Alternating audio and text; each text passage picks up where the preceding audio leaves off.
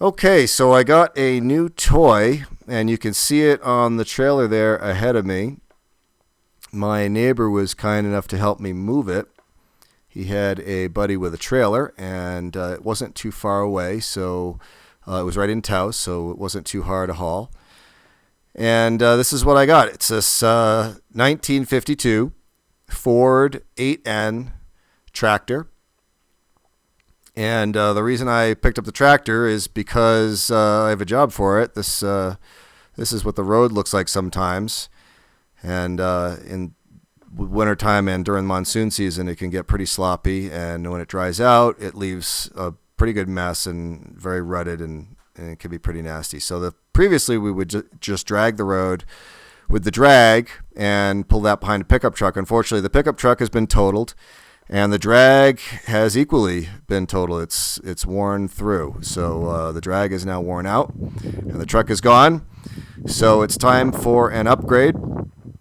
And the 70-year-old Ford 8N tractor is the upgrade. So you can see it's pretty complete. Has its grill. A lot of them are missing the grill.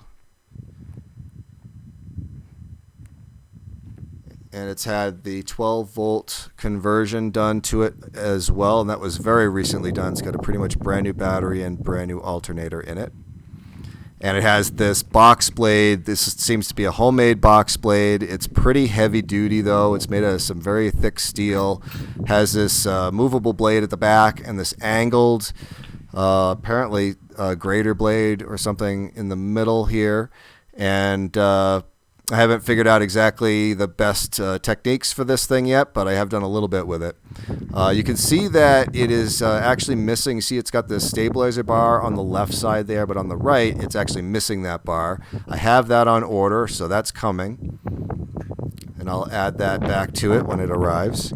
The other thing that it's missing is the proper tube for the air cleaner. You can see this one here is not actually attached to the air cleaner. This one is the wrong pipe, and I've got the correct one on order. So hopefully that'll come in fairly soon. And then there's the floorboard on this side that's missing. And you can see I found this piece of metal. It was bent in a weird way. I ground some welds off of it and straightened it out. It should fit right there, and I just got to make a bracket for it. And then it'll be basically a complete tractor. So let's fire it up here, and I'll give you a little demo.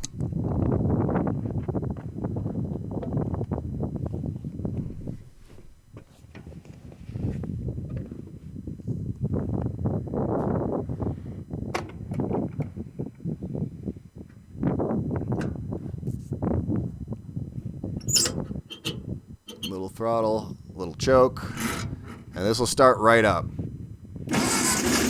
It pretty much starts right up every time, even when it's cold.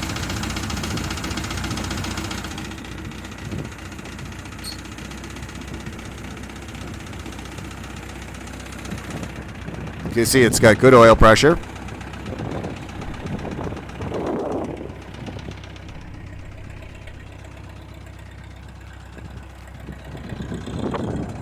PTO's spinning away. And this is in position control mode now. The 8N has both draft mode and position control mode. So it's all the way up, and if I move the lever to halfway position, it'll go halfway down and stop. For some reason, it doesn't seem to want to go all the way down in position control. It goes almost all the way down.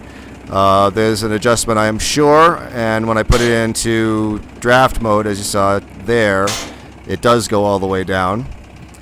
But I'm sure there's an adjustment there somewhere. I can watch some YouTube video. It will probably explain how to do the adjustment. There's quite a lot of material on the N-Series tractors on YouTube.